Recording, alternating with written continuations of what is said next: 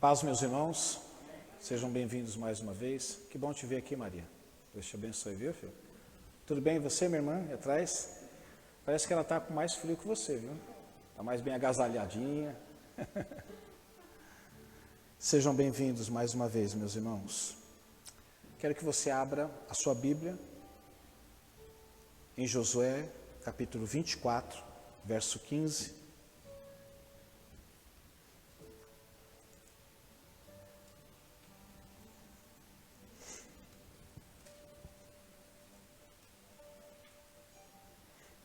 Eu me lembro que anos antes dessa pandemia, um pastor amigo meu iniciou uma igreja e disse assim: Amal, já estou fazendo live, o pessoal que não vem no culto, assiste a live. Eu falei assim: olha, é melhor não. Ele falou: não, mas é um jeito de comunicar. Eu falei assim: é um jeito de comunicar para aqueles que estão incomunicáveis, que não podem estar na presença, que não podem estar no culto. Mas isso aí traz um certo comodismo, hein? E, segundo a pastora, eu não sabia disso, né? Mas acaba, se você não conseguir comendo pipoca na sua casa, aí a coisa está difícil mesmo, né?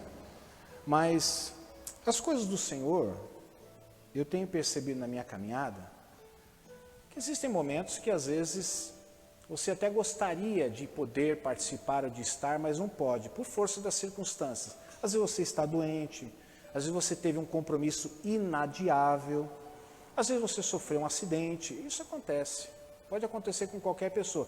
E, coincidentemente, o que aconteceu com você justamente no dia onde você tem um culto, uma escola bíblica, isso pode acontecer com qualquer pessoa. Agora, que nunca seja por negligência, viu, meus irmãos? Que nunca seja porque, é porque, nem eu sei porquê. Nunca seja por isso. A Bíblia diz assim: ai daquele que faz a obra do Senhor negligentemente, ou faz a obra do Senhor relaxadamente. Ele diz assim que é irmão daquele que destrói. Ou seja, você está cooperando para destruir quando você não faz nada. Porque a gente pensa que aquele que destrói é somente aquele que trabalha em oposição. Não, aquele que não trabalha e não faz nada também contribui com aquele que trabalha em oposição. Ok? Josué capítulo 24. Gustavo, pode baixar um pouquinho.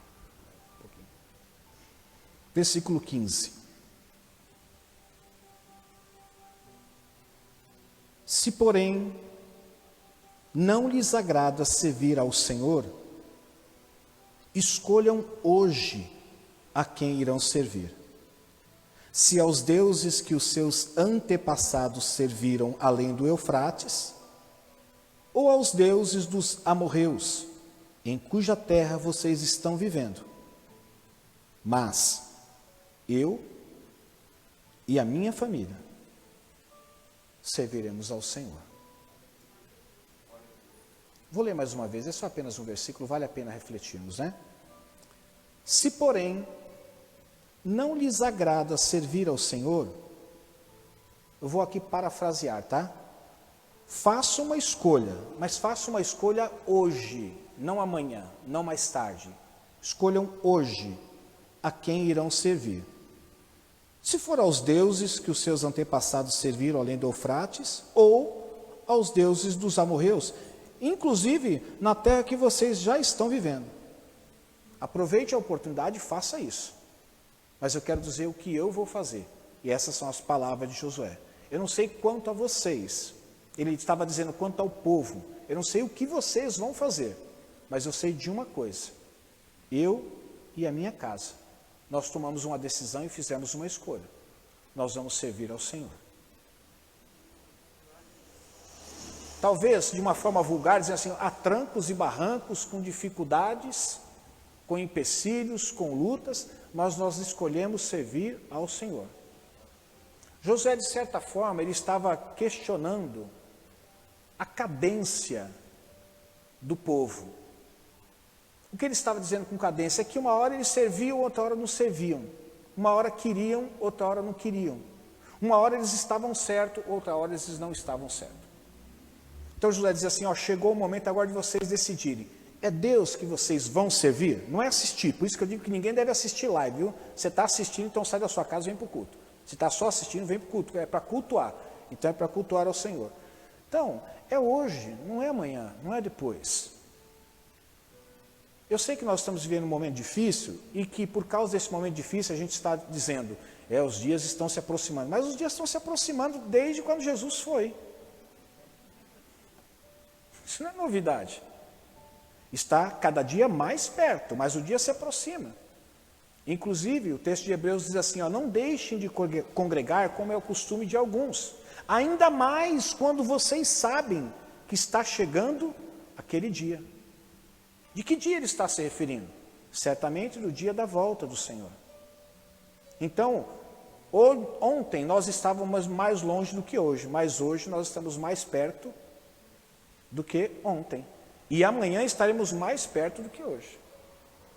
Então não é tempo mais de ficarmos pensando, é tempo de fazermos uma escolha. Vamos orar? Senhor Deus, esta é a Tua palavra e ela é maravilhosa.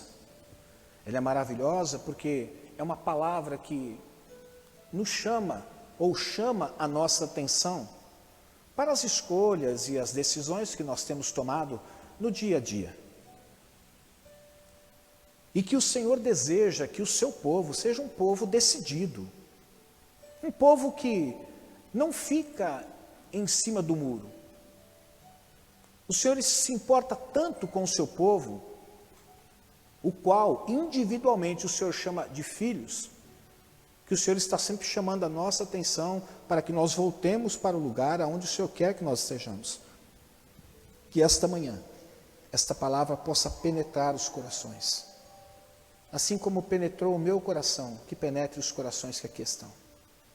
Não é por causa da minha eloquência, e nem tampouco por causa de alguma habilidade ou de alguma estratégia que possa convencer. Porque quem convence o homem do pecado é o teu Espírito, e eu sei muito bem disso. Eu não tenho essa capacidade de convencer ninguém da verdade. Mas a tua palavra chama cada um de nós de semeador que saia a semear a boa semente. Então o nosso papel é sair pelo campo e distribuir, lançar a semente no solo. O teu Espírito certamente convencerá da verdade dessa semente, e o pecador terá que tomar a sua decisão. Em nome de Jesus eu oro e agradeço. Amém. Eu fiz uma pergunta a mim mesmo esses dias que me levou a encontrar possíveis respostas. Possíveis respostas, não respostas decididas ou conclusivas, não. Por que a vida espiritual é tão cheia de altos e baixos? Por que nós oscilamos tanto, por exemplo, entre a fé e a incredulidade? Por que uma hora estamos crendo, outra hora não estamos mais crendo?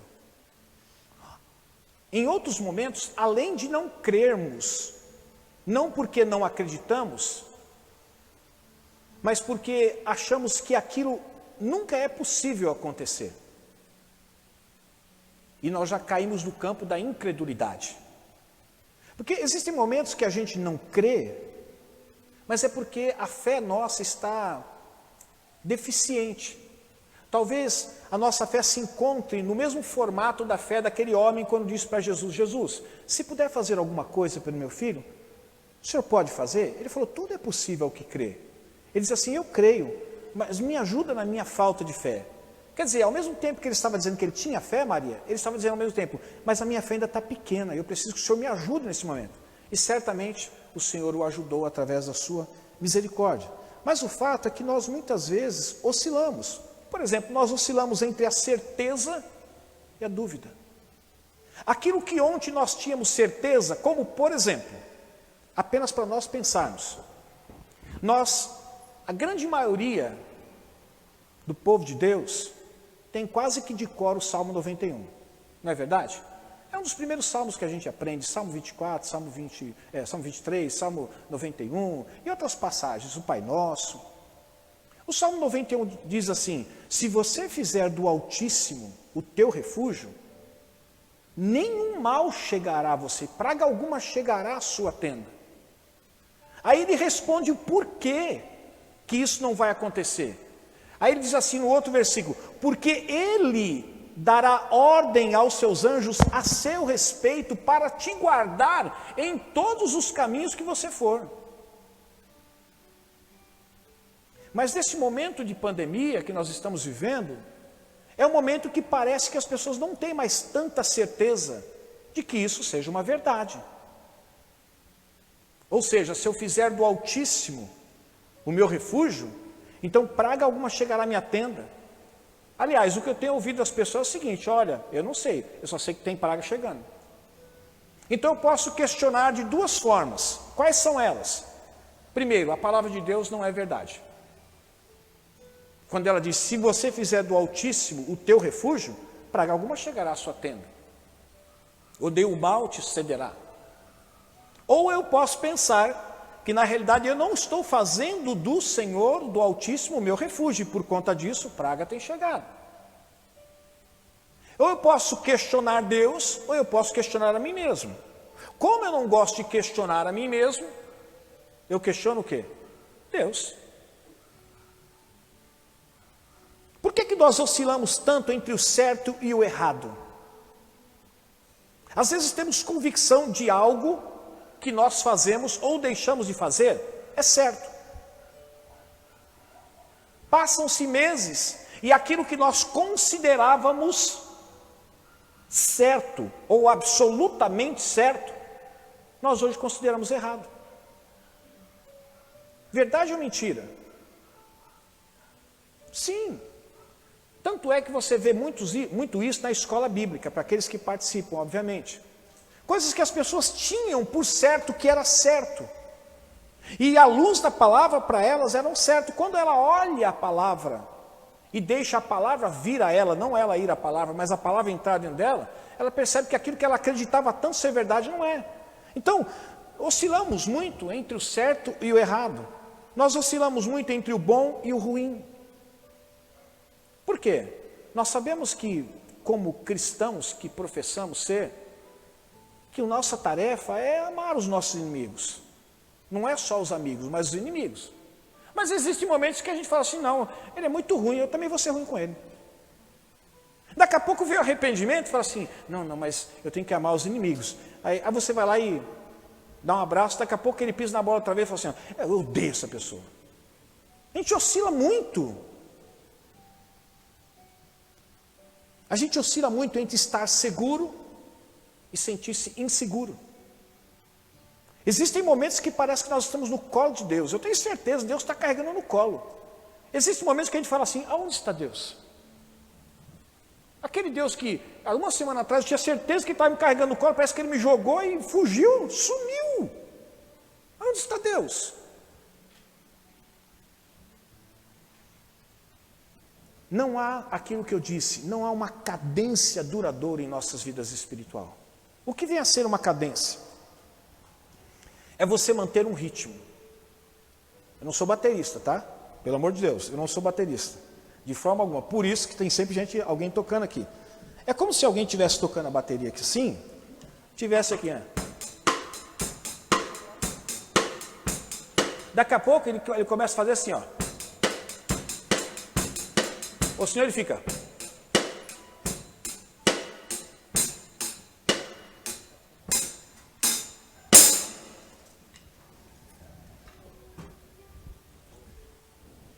Não há uma manutenção do ritmo. Uma hora está devagar demais, outra hora está rápido demais. Às vezes ele está no ritmo. É aí, fique aí.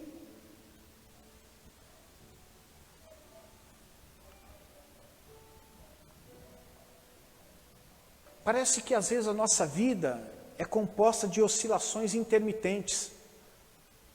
Para quem não sabe o que é intermitente, sabe aquele momento que você liga o limpador do carro, mas não é aquele momento que é devagar, nem rápido, é aquele que você liga e ele faz assim, ó, para um pouquinho. Quando a chuva está bem fraquinha, daqui a pouco ele espera um tempinho, alguns têm temporizador, ele vai lá, limpa outra vez. E se você marcar no tempo que você regulou o temporizador, ele vai fazer aquele movimento, para poder fazer o quê? A limpagem da água que está no vidro. Parece que as nossas vidas é composta dessas oscilações intermitentes. Uma hora está vivo, daqui a pouco morre. morre outra vez. E dependendo do tempo do temporizador, o vídeo já está embaçado, você não enxerga mais nada e o bicho não funciona. Aí de repente, ele fala, tem que funcionar, outra vez. Eu percebo que a nossa espiritualidade, ela parece muito mais, eu vou usar duas palavras aqui, e eu vou explicar para vocês. Elas parecem muito mais assimétricas do que simétricas. Ou seja, ela não tem uma forma, a nossa espiritualidade. Sabe aquele desenho que você fala assim, que figura que é essa? Não é um quadrado, não é um círculo, não é um retângulo, não é um, seja qual for, pelo menos algumas figuras que nós já definimos e conhecemos. Fala, não, essa é uma figura assimétrica, ela não tem uma forma. Não parece nem um quadrado, não parece nem um círculo, não parece nem um retângulo, não parece nem um triângulo. Não sei, é um desenho abstrato. E parece que a nossa fé, a nossa vida espiritual, é muito mais parecida com essas figuras que não têm forma do que com a figura que tem forma. Não existe, às vezes, um avanço naquilo que nós poderíamos definir como algo constante. Eu sei, todos nós temos problemas, todos nós temos dificuldades, como a pastora disse outro dia aqui. Você não é o único privilegiado que passa por problemas. Você não é o único que está sendo provado. Você não é o único que sofre. Você não é o único que tem decepções. Você não é o único que tem frustrações. Você não é o único que faz as coisas pensando que elas darão certo e elas dão errado. Você não é o único que está lutando para que você venha conquistar aquilo que você deseja conquistar. Você não é o único que muitas vezes está apresentando orações há mais de 20, 30 anos e o problema ainda persiste. Você não é o único. Milhões de pessoas estão passando por isso. E com isso eu não estou dizendo que você tem que se acomodar porque todo mundo está passando por isso. Mas eu só estou dizendo que você não é vítima. Todo mundo passa por isso. Hoje eu quero falar um pouco sobre nós impormos ritmo à nossa espiritualidade. Por quê?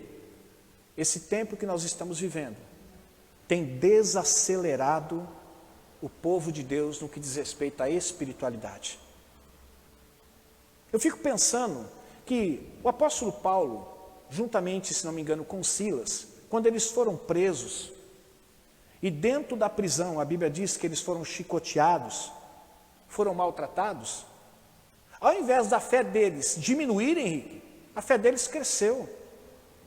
A Bíblia diz que eles começaram a cantar, mesmo debaixo de dores, de sofrimentos, sem perspectiva, pelo menos humana, de serem liberados, eles cantavam.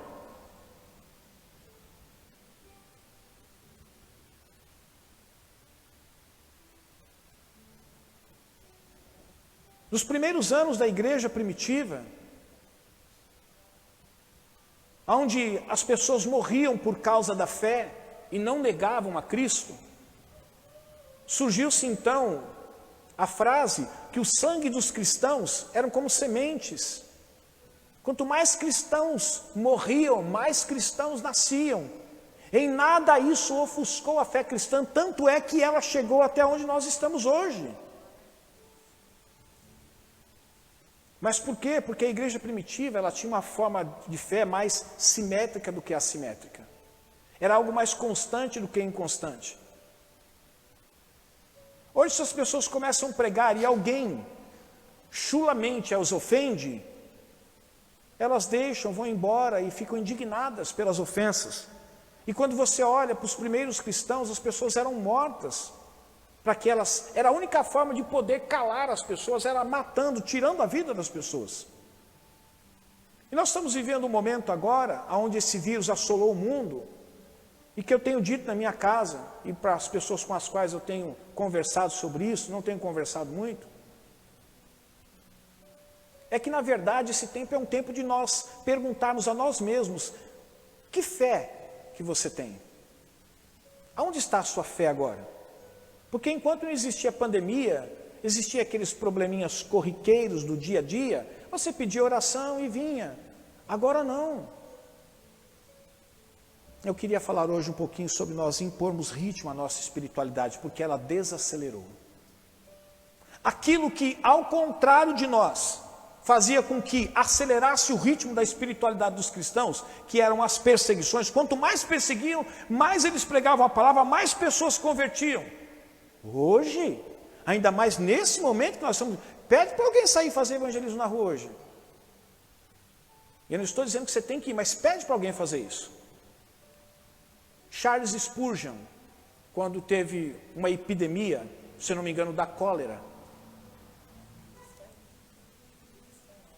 Gripe espanhola? Spurgeon? Tudo bem, que seja, não é tão importante. A epidemia, tá bom? Surgiu uma epidemia, Charles Spurgeon sentiu-se impulsionado a cuidar dos doentes, mas era algo transmissível. Que nos dias de hoje, se alguém tiver com esse vírus, se você falar assim, você pode ir lá na casa dele e cuidar dele, ele fala assim, não, o que eu posso fazer é fazer compra, comprar pão, levar alguma coisa, distante, estendo a vara, ele pega e se vira. Que cuide deles os que são deles. Mas ele sentiu-se tão impulsionado porque era altamente contagiosa essa epidemia. Eu tenho quase certeza que é a cólera, tem que dar uma pesquisada aí. Ele foi. Chegou um momento que ele estava assim, sentindo no corpo cansaço. Chegou até a pensar que estava doente. Mas ele disse assim, eu não posso deixar de fazer aquilo que o Senhor disse para eu fazer, dar assistência a essas pessoas. E ele foi. Pergunta para mim se ele ficou doente. Pergunta para mim se ele contraiu. Não. Mas pergunta para as pessoas de hoje se elas teriam coragem de fazer isso hoje. Quem está fazendo isso hoje? Somente os familiares próximos e os profissionais da saúde. Porque nós não estamos mais tão certos de que se nós fizermos do Altíssimo o nosso refúgio, eu não acho que eu estarei livre, principalmente dessa epidemia que está aí. Me perdoa, Senhor, mas contra fatos não há argumento. Você pode concordar comigo que contra fatos não há argumento. Está cheio de crente aí que está doente, está cheio de crente que morreu. Só me desculpe, eu sei, é a tua palavra, mas... Me desculpe, tá? Mais uma vez, me desculpe. Cólera mesmo, né? Obrigado, pastor. Então eu quero falar um pouquinho hoje sobre nós impormos ritmo à nossa espiritualidade. Não é tirar o pé do acelerador agora. Agora é hora de botar o pé no acelerador. Até porque, para que você possa estar ajudando aqueles que tiraram o pé do acelerador. Porque se todos nós aqui formos do grupo de risco que tira o pé do acelerador, quem é que vai nos socorrer? No que diz respeito ao trabalho assistencial, quem é que vai nos socorrer? Se os próprios cristãos estão em dúvida, e eu não estou generalizando com isso, tá? Você que está ouvindo aí pela live, não estou generalizando, mas eu diria para você, a maioria, como diz que não existe a grande maioria, já usei, né? Então a maioria dos cristãos estão assim. Por exemplo, eu vejo pessoas que desde que iniciou essa pandemia, elas não vieram mais à igreja. E não estou dizendo que você tem que vir, lembra-se da pregação que eu fiz aqui? Precisa haver voluntariado. Você não quer vir, fique em casa, o seu lugar é em casa mesmo. Agora, se você quiser vir, o seu lugar é aqui. Se você acha que você está inseguro aqui, por algum problema, fique na sua casa, aí é o seu lugar mesmo. Mas só quero dizer para você que você está tirando o pé. E eu vou dizer para você, a estrada é longa. E quanto mais você tira o pé numa estrada longa, mais vai demorar o percurso que você tem que fazer. Sabe aquela história? Não, eu vou devagar. Um percurso que você poderia fazer em 12, 13 horas, se você reduzir pela metade, se é que reduziram pela metade, a aceleração, você vai fazer pelo menos em 26 horas. E talvez você pegue trânsito no meio do caminho, porque tem muita gente tirando o pé também. Então eu quero deixar 2 conselhos aqui para vocês, para que você possa, juntamente comigo, impor ritmo à nossa espiritualidade, à minha, à sua espiritualidade. Nós impomos ritmo à nossa espiritualidade, não nos prendendo ao nosso passado. Por que é importante você que quer pôr ritmo na sua espiritualidade, avançar na sua espiritualidade? E quando eu digo espiritualidade, eu acredito que estamos aqui entre pessoas maduras, não estamos falando de nada místico, estamos falando do nosso relacionamento com Deus, da nossa vida de fé, da nossa vida cristã. Baseado o quê? Na palavra de Deus. Por quê? Que se você quer impor ritmo na sua vida espiritual, é necessário que você não se prenda ao passado. Porque Filipenses, que é um texto muito conhecido, capítulo 3, verso 13 e 14, diz assim: irmãos, eu não penso que eu mesmo já tenha alcançado. O apóstolo Paulo estava sendo sincero. Eu já estou dizendo, a começar em mim. Eu não estou dizendo que eu já tenha alcançado o lugar que eu tenho que chegar. Mas ele estava dizendo uma coisa: mas uma coisa eu faço, esquecendo-me das coisas que ficaram para trás, e avançando para as que estão diante de mim, eu prossigo para o alvo. Quantas pessoas, meus irmãos, estão com a sua vida, estão desaceleradas no seu ritmo de vida espiritual, porque vivem o presente com a lembrança sempre do passado. Se você perguntar o que cerceia, o que cerca a mente dessas pessoas, o que permeia a mente dessas pessoas, o que ocupa a mente dessas pessoas, o que enche a mente dessas pessoas, não é o presente que elas estão vivendo, mas o passado que elas já viveram. Ontem meu pai fez uma pergunta para mim: Mauro, você é agitado? Eu falei: você não está vendo? Não respondi assim, meu pai, né? Eu falei assim: pai, por mais que aparentemente, externamente, eu pareça uma pessoa que está tudo sob controle, por dentro eu não estou assim, muitas vezes. Hoje pela manhã mesmo eu acordei, e como tinha acontecido algo comigo ontem, eu acordei pela manhã e fiquei orando, falando com o Senhor. Daqui a pouco, eu vi uma notícia de uma moça, de uma jovem moça, ela se despedindo do marido, das amigas, dos filhos, que ela disse assim: eu lutei até agora, mas eu não aguento mais essa falta de ar, estou indo para o hospital. Aí eu entrei em contato com ela, mas ela está morando muito longe daqui. Ela mora onde mesmo? Em Minas Gerais, mas nós a conhecemos aqui. Se eu não me engano, batizamos ela, não lembro, não, né? Eu falei assim: o que está acontecendo, filha? Ela falou assim: pastor, o Covid me pegou. Eu estou muito mal, estou acabando de chegar no hospital agora. E depois eu conversei um pouco com ela, enviei alguns versículos para que ela não deixe a sua fé ser abalada nesse momento. Pedi para que ela deixasse um telefone de contato que não fosse o dela, para que eu pudesse manter contato com o marido, com os filhos, para saber a respeito do estado de saúde dela. Mas quando meu pai perguntou isso para mim, dentro de mim, eu falei assim: Senhor, quando eu acordei pela manhã, eu estava em paz, tranquilo. Mas quando veio essa notícia, algo já começou a mexer dentro de mim. E eu fiquei, de certa forma, preocupado. E às vezes nós vivemos a nossa vida, meus irmãos, deixamos de aproveitar o presente que Deus está proporcionando a cada um de nós, com aquilo que é necessário que nós tenhamos, e às vezes até como bônus, algo até a mais. Porque nós tiramos o pensamento daquilo que podemos viver no presente e ficamos repensando aquilo que vivemos no passado sem poder, sem conseguirmos fazer nenhuma alteração no passado, porque nós sabemos que isso é impossível, ninguém consegue alterar o passado. O que você pode é mudar a sua postura no presente, frente àquilo que você fez no passado, para que não se repita no presente. Mas quando as pessoas, elas vivem em função do passado, elas tiram o pé do acelerador, elas diminuem o ritmo da sua espiritualidade. Por quê? Porque ninguém vive do passado. Eu não vivo do mar vermelho que se abriu. O mar vermelho que se abriu foi uma lição para mim de fé, para que eu acredite que Deus é o Deus das causas impossíveis. Mas eu não posso viver daquilo que Deus fez. Eu vivo daquilo que Deus está fazendo agora. E que assim como Ele fez no passado através da vida de alguns homens, Ele pode também fazer através da minha vida. Homem insignificante que sou, mas Ele pode fazer por causa da sua misericórdia, por causa do seu propósito, por causa do seu amor. Mas quantas pessoas estão diminuindo o ritmo da sua espiritualidade porque eles estão vivendo escravas do passado, não prosseguem para o alvo. Então, se você quer impor ritmo à sua espiritualidade, não fique se prendendo ao passado. O que passou, passou. Nós não podemos mudar. Pastor, mas acontece que consequências ficaram por causa de atitudes que eu tomei no passado. E você pode mudar essas consequências? Se você pode, mude-as. Se você não pode, aceite-as. Existe uma frase que sempre está, de certa forma, trazendo equilíbrio dentro de mim. Foi uma oração que um determinado monge, não me lembro agora, que fez, um homem, e ele diz o seguinte: Senhor, me dá coragem para que eu possa mudar as coisas que são possíveis serem mudadas, mas me dá serenidade, Senhor, para aceitar aquelas que eu não posso mudar.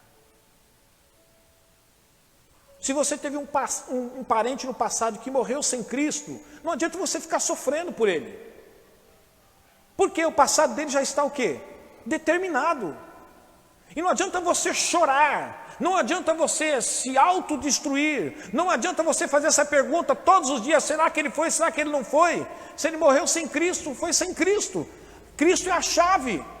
Agora esqueça, eu não estou dizendo para você esquecer a pessoa, mas esqueça essa questão da salvação, porque isso vai viver em função do passado, isso não vai mudar o destino da pessoa, só vai fazer com que você sofra, porque à medida que você pensa, você fica cada vez mais convicto de que aquela pessoa, se ela partiu sem o Senhor, ela vai passar a eternidade sem o Senhor, e isso vai gerar um sofrimento muito maior para você, e isso vai fazer com que você desacelere o ritmo na sua vida espiritual. Ou seja, você nem pode mudar o destino da pessoa que se foi, mas está alterando o seu presente no seu relacionamento com Deus. Olha o que diz 2 Coríntios 5,17. Portanto, se alguém está em Cristo, e eu pergunto para você: você está em Cristo?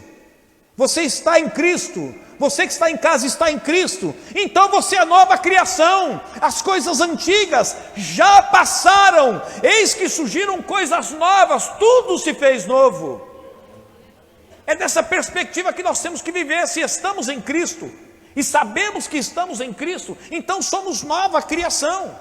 E as coisas que aconteceram conosco no passado, que fazem parte de tudo aquilo que se foi, não regem mais a nossa vida, as coisas são novas agora. Mas quantas pessoas não evoluem na sua vida espiritual porque vivem escravas daquilo que fizeram no passado? O passado, meus irmãos, ele serve para algumas lições para nós, mas aquilo que nós fizemos de errado só serve de uma coisa: não faça mais. E outra coisa que você tem que fazer: se não se arrependeu daquilo que você fez no passado, se arrependa, confesse a Deus, e os pecados serão perdoados, e segue em frente. Romanos 8, verso 1 e verso 2 diz assim: portanto, agora não há condenação para os que estão em Cristo Jesus.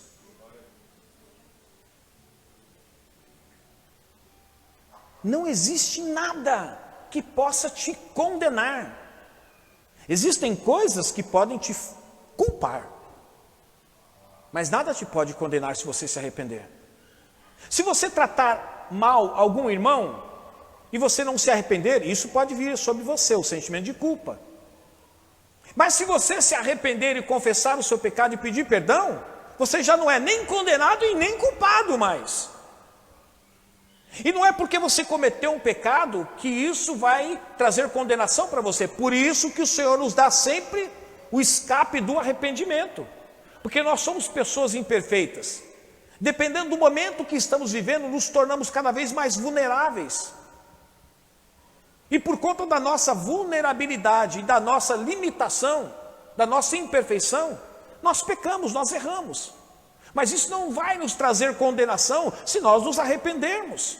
Por quê? Porque já agora não há nenhuma condenação para os que estão em Cristo Jesus. Porque por meio de Cristo Jesus, a lei do Espírito de vida me libertou da lei do pecado e da morte. Você quer impor ritmo à sua espiritualidade? Então, não se prenda ao seu passado. Quantas pessoas acham que não evoluem no presente por causa de coisas que fizeram no passado? Olha, você já se arrependeu disso? Sim. Já confessou ao Senhor? Sim. Então o que resta? Não resta mais nada. Ah, mas existiram consequências. Sim, as consequências do pecado é uma coisa, o pecado é outra. Nós não temos que nos importar agora com as consequências do pecado. Porque o que leva o homem, pode levar o homem para o inferno, não é a consequência do pecado. Porque se fosse assim, eu estou lascado. O que pode nos levar para um destino longe de Deus é não nos arrependermos dos nossos pecados. O que o pecado produziu, que foi uma consequência, isso não nos levará, não nos gerará para nós condenação. Segunda verdade, se você quer impor ritmo à sua espiritualidade, nós impomos ritmo à nossa espiritualidade, não nos prendendo também ao nosso presente. A gente pensa que só ficar preso ao passado é que faz com que nós percamos a oportunidade de evoluirmos ou de crescermos em Deus espiritualmente. Não, ficar preso no presente também. Filipenses, o mesmo versículo diz assim, 13 e 14. Irmãos, não penso que eu mesmo já tenha alcançado, mas uma coisa eu faço, esquecendo-me das coisas que ficaram para trás, o meu passado, avançando para as que estão diante de... É isso que ele está dizendo? Avançando para as que estão diante? Não, ele está dizendo, avançando para aquelas que estão diante de mim. Ele está apontando para um futuro. Prossigo para o alvo. O motivo pelo qual algumas pessoas estacionaram na sua vida espiritual, não mantêm ritmo na sua espiritualidade, é porque elas se acomodaram no presente. Ou seja, aquilo que para elas já conquistaram é mais do que o suficiente para que elas possam viver uma vida com Deus da forma que Deus gostaria que ela vivesse. Ou pelo menos, se ela não vê dessa perspectiva, aquilo que eu tenho em Deus é o suficiente para eu viver uma vida com Deus, para que quando chegar o momento da minha partida, seja durante o Covid ou além do Covid, eu vou estar com o Senhor. Mas quem disse que aquilo que você tem em Deus é aquilo que Deus queria que você tivesse em Deus? E se Deus tem algo muito maior preparado para dar para você, mas por conta da sua acomodação, porque você se prende ao presente, você não desfruta daquilo que Deus tem para o presente, para que seja um futuro diferente para você. O motivo pelo qual algumas pessoas desaceleram o ritmo da sua espiritualidade é que elas se acomodaram no presente. Eu sou um dizimista, eu vou aos cultos esporadicamente. Eu não tenho nem fumado, nem bebido, nem traído a minha esposa, traído meu marido. Eu tenho levado os meus filhos de vez em quando para passear de bicicleta, pago um picolé. Tá bom. Mas será que a vida cristã se resume somente a isso? Ou será que aquilo que nós consideramos, não vamos dizer o máximo, mas a média, será que não é o mínimo?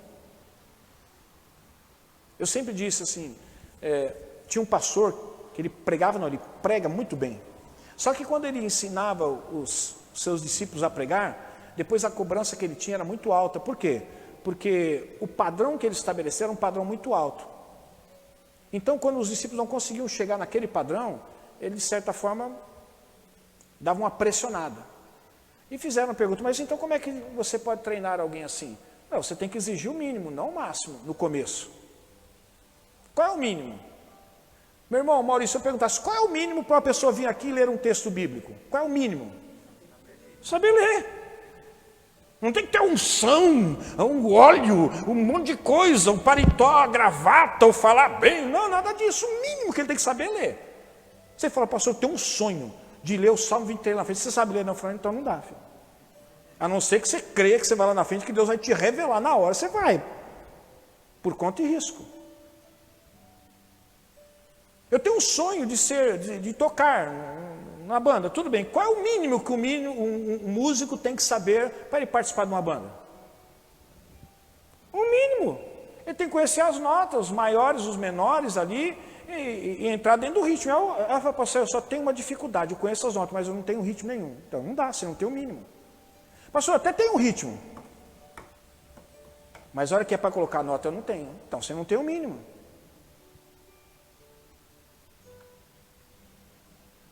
Algumas pessoas estão achando que elas já têm a média que outros têm, para que isso venha garantir a elas o quê?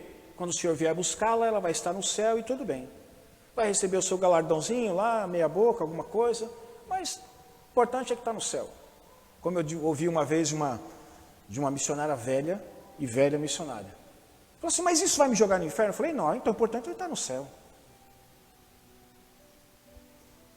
Hebreus 5,12 diz assim, embora a essa altura já devessem ser mestres, Veja que o autor de Hebreus, ele está dizendo assim, olha, o lugar onde você está, não é o lugar onde você deveria estar. Talvez pelo tempo, talvez pela experiência, ele está dizendo assim, ó, você já está muito tempo dentro do Evangelho, e glória a Deus que Jesus é o teu Salvador, Deus é o teu Criador, o Espírito Santo é o teu Consolador, é isso aí, mas isso é o mínimo, tá? Porque pelo tempo que você está, onde você está, você já deveria ser alguém que está além do lugar que você está. Inclusive, ele traz uma graduação, você já deveria ser mestre, você deveria ser uma pessoa que já deveria estar ensinando outras pessoas. E veja que ele usa o termo mestre, ele poderia dizer assim, ó, você deveria ser uma pessoa que já está ensinando outras pessoas, mas não, ele diz assim, pelo tempo que vocês estão onde estão, vocês já deveriam ser o quê? Alguém muito mais preparado para ensinar as pessoas. Eu pergunto para você, uma professora que ensina de 1ª a 4ª série, ela é uma professora?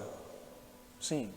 O que ensina depois de 5ª até 9ª, não sei mais como é que é, até a 9ª série, também é um professor, uma professora? Sim. O que depois 1º a 3º é um professor? Também. O que dá aula, você está fazendo uma faculdade, é um professor? Também. Quando você faz pós, também aquele que está te dando aula também é um professor? Também. Quando você faz um mestrado, também é um professor, um doutorado também é um professor. Agora eu pergunto para você, embora todos sejam professores, eu pergunto para você, todos estão no mesmo nível? Não, claro que não. O problema é que as pessoas diminuíram o ritmo da sua espiritualidade, porque eles se acomodaram, o quê? Se prenderam no presente. O que eu preciso mais do que isso? A hora que vem um ônibus eu sei ler, Vila Matilde. É o que eu preciso para entrar naquele ônibus e ir para Vila Matilde. O que eu preciso além disso? Se a passagem é tanto, eu não tenho um bilhete único, seja lá o que for, quanto que é a passagem? R$4, eu sei contar quantos são R$4. É o suficiente para eu entrar, ler, pagar e ir até o meu destino. Eu sei ler e sei fazer conta as 4 operações da matemática, o que eu preciso mais na vida? Como se a vida fosse composta ou se resumisse em apenas você ser alfabetizado e saber com clareza executar as 4 operações da matemática. Como se a vida se resumisse a isso. Mas no que diz respeito à vida espiritual, algumas pessoas também não mantêm mais o ritmo, porque elas já sabem ler, escrever e fazer as 4 operações matemáticas, para ela é o suficiente. Por isso que às vezes ela olha, ela fica frustrada com ela mesma, dizendo assim, puxa, parece que eu não cresço, eu estou sempre patinando. Parece que eu estou sempre em cima de uma esteira. Eu ando, corro, mas eu estou sempre no mesmo lugar. Por quê? Está preso ao presente, se satisfazendo, contente com aquilo que tem. No que diz respeito à vida espiritual. Vou ler aqui outra vez Hebreus. Embora a essa altura já devessem ser mestres, vocês precisam de alguém que lhes ensine novamente os princípios elementares da palavra de Deus. O que são princípios elementares? O que são princípios elementares? Vocês não querem falar ou não sabem? Hã? Isso, o básico. Ele está dizendo que esse povo que já deveria ser mestre, deveria ser professor de faculdade, ainda tem que ensinar para ele como tem que ler, escrever e fazer as 4 operações matemáticas. Ontem minha esposa fez uma pergunta para mim, e eu disse assim, quando você vai levantar alguém para ser pastor, a gente precisa não abrir mão daquilo que Paulo escreveu a Timóteo. Ele diz assim, você deseja, almeja, quer muito ser um bispo, um pastor? Que coisa boa! Isso é maravilhoso, irmão Maurício, isso é maravilhoso, Henrique, isso é maravilhoso, Mauro, é maravilhoso, Oseli. Que coisa! Olha, eu estou impressionado com você. Ora, diga se muitas pessoas quisessem, isso seria muito bom, porque a seara é grande, os cearenses continuam sendo poucos.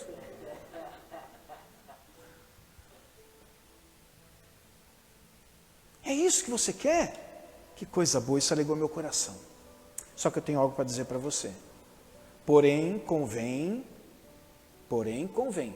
que aquilo que você quer ser, existe um perfil deste homem que você quer ser. E o perfil é esse. Ele precisa ser irrepreensível, marido de uma só mulher, que tem os filhos em sujeição a ele. Ele tem que ser apto a ensinar. Não é ensinar coisa errada, é ensinar coisa certa. Porque ensinar todo mundo sabe. O bandido sabe ensinar o outro cara a ser bandido. Mas ele está dizendo aqui de ensinar aquilo que é certo. Apóstolo Paulo estava dizendo, olha, vocês já deveriam ser aquelas pessoas que são mestres, já deveriam estar ensinando, porque vocês precisam estar aptos a ensinar também. Um pastor que não está apto a ensinar, não dá para ele ser pastor. Ele tem que saber tudo? Não, ele não tem que saber tudo, mas pelo menos os princípios elementares é o básico. Eu não posso não posso ensinar ninguém a ler e a escrever se eu mesmo não fui alfabetizado e não sei ler e escrever. Eu não posso. Por quê? Eu não tenho qualificação. Eu posso ensinar alguém, por exemplo, pregar prego na parede, arrumar ventilador, porque eu sei arrumar ventilador, não é o meu caso. Eu posso arrumar a caixa de som, porque já fui formado nisso, sei arrumar a caixa de som. Eu posso fazer cadeira, eu posso arrumar microfone, mas não me peça para ler uma frase, porque eu não sei ler. Então eu estou apto a tudo isso. A bater prego na parede, a mexer com caixa de som, a arrumar microfone. Mas para alfabetizar eu não estou apto. Eu vou concluir parte dessa mensagem agora, dizendo o que Pedro disse em 2 Pedro, capítulo 3, verso 18. Cresçam, porém, na graça e no conhecimento de nosso Senhor e Salvador Jesus Cristo. A Ele seja a glória, agora e para sempre. Por que algumas pessoas, nesse tempo de pandemia, estão tirando o pé do acelerador? Porque já há muito tempo atrás, pararam de crescer na graça e no conhecimento. Se você perguntasse para mim assim, pastor, qual é o limite para crescer na graça e no conhecimento? Não há limites. Por isso que ele disse assim, cresçam na graça e no conhecimento. É para você sempre estar crescendo na graça e no conhecimento. Se você quer impor ritmo à sua espiritualidade, não se prenda ao presente. O que você conquistou em Deus é muito bom, é maravilhoso, mas não é o suficiente. Até porque atrás de você vem pessoas. Imagina o quão constrangedor é, entendo o que eu vou dizer, e se tiver alguém assistindo e coincidir com aquilo que eu vou falar, entenda que eu não estou depreciando vocês em nada. Mas o quão, talvez triste, talvez desencorajador, às vezes até humilhante, é um filho que volta da escola, alegre porque aprendeu a ler e escrever, enquanto os pais não sabem fazer isso. Não estou dizendo que isso diminui a imagem dos pais, tá? Mas o pai vai ficar, de certa forma, desconfortado. Quando o filho aprendeu a ler e, de repente, publicamente, na presença de outras pessoas, o pai tem que pedir para o filho ler, porque ele mesmo não sabe ler. Nós precisamos crescer na graça e no conhecimento para que isso não aconteça conosco. Para que as pessoas que vêm atrás da gente e se convertam, daqui a pouco peça para você ler o Salmo 23, você fala assim, desculpa, eu não sou alfabetizado, nunca nem li a Bíblia. E eu sei que esse não é o seu caso, eu estou aqui apenas usando uma figura de linguagem. Para que uma pessoa pergunte para você, escute, será que para ser salvo é só ter Jesus? Jesus se apresentou como o caminho, a verdade e a vida? Não existe uma outra forma de chegar a Deus através dele? Não existe mesmo? E que você não venha responder assim, não, eu acho que não é assim, né? Acho que depende muito da sinceridade do coração das pessoas. Mesmo que a pessoa não tenha Jesus como o caminho que leva a Deus, mas se ela for sincera no relacionamento dela com Deus, ela vai chegar até Deus também. E daqui a pouco essa pessoa que você ensinou assim para ela, volta e fala assim, não, mas escuta, eu li um versículo na palavra de Deus, diz assim, eu sou o caminho, a verdade e a vida, ninguém vem ao Pai se não for através dele. Você disse para mim que poderia, se fosse sincero, mas não foi isso que a Bíblia diz, não. Aí você vai ter que remendar o pano velho, vai ficar estranho, esquisito. Você quer impor ritmo à sua espiritualidade? Crescer cada vez mais. Então não se conforme com aquilo que você adquiriu. Cresça na graça, no seu relacionamento com Deus e no conhecimento sobre a pessoa de Deus também, que vem através do relacionamento e através da leitura da palavra do Senhor. Não é só ler a Bíblia que você desenvolve o relacionamento com Deus. É através do relacionamento com Deus que você desenvolve o relacionamento com Deus. Eu quero que essa manhã você saia com essa palavra no seu coração. Qual tem sido o ritmo da sua espiritualidade em tempo de pandemia? Você tem tirado o pé?